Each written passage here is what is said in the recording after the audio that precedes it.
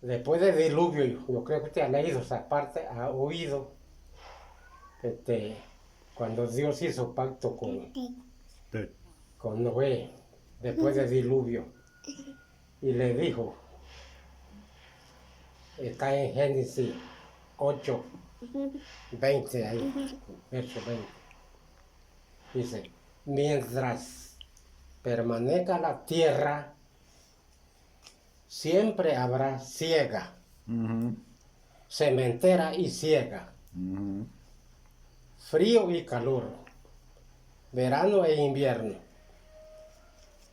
día y noche.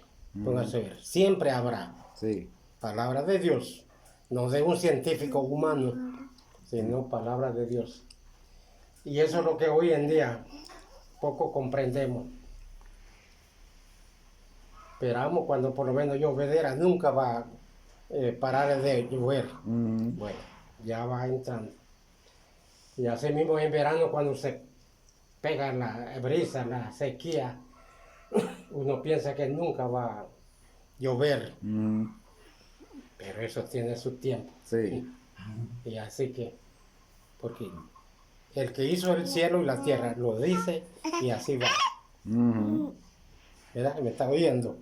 Ujú. Sí, así que eso es lo que vemos que